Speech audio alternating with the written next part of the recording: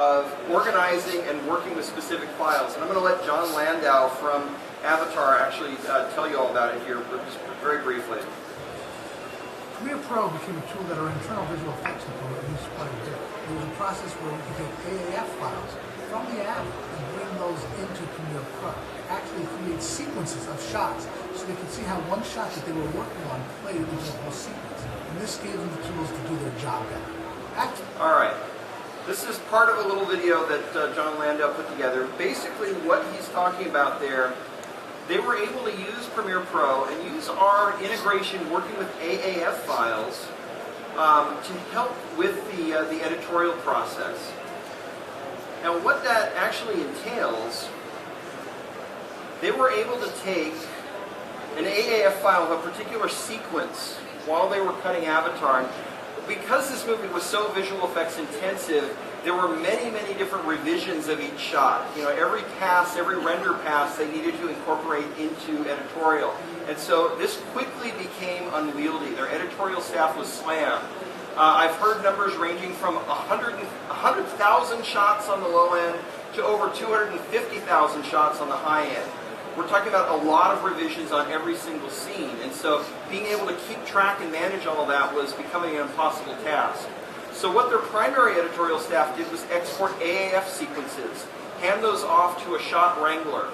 They were able to incorporate and take in new shot revisions into the AAF sequence in Premiere Pro, and then take those AAF, export a new AAF file, so at the beginning of the day, all editorial had to do was import a series of AAF files to get all the latest shots updated in the master edit.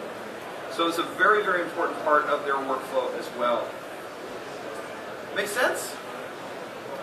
Some nodding heads out there. All right.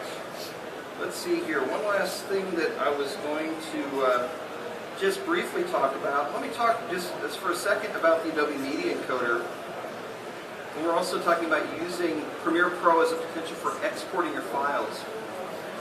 With the Adobe Media Encoder in this revision, we've gone fully 64-bit as well, and we've also started to include some special presets. So in the case of working with Red, one of the interesting things with Red is the fact we can now export directly to formats like DPX sequences. We can go out to full 4K by 2K DPX sequences.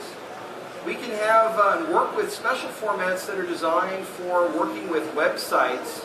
And with Flash video being so common on the web today, we have a number of different ways of working with websites and creating different presets for specific sites. How many have ever put video up on a site called Vimeo? How about YouTube? One of the things we've been working on is making sure that you can encode once, hand off a file, and then have that file be treated with some semblance of respect when you put it up on a website. Too often I've seen video being, you compress it yourself, you hand it off to an encoding site, and they recompress it again and step on the color and it doesn't look the same. We're trying to work with these manufacturers to have presets built right into Production Premium so that the servers can just basically take the file, look at it, and say, oh, I can just copy this over here. I don't have to recompress it, re-encode it. So, just another nice little trick in there.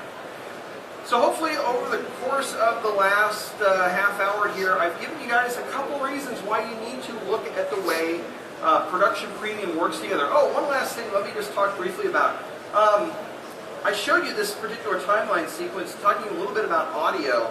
This is something that gets overlooked by certain people. We do have very good audio support inside of Premiere Pro. We use a mixer panel type of metaphor, but many people like to work outside, maybe use a tool like Pro Tools.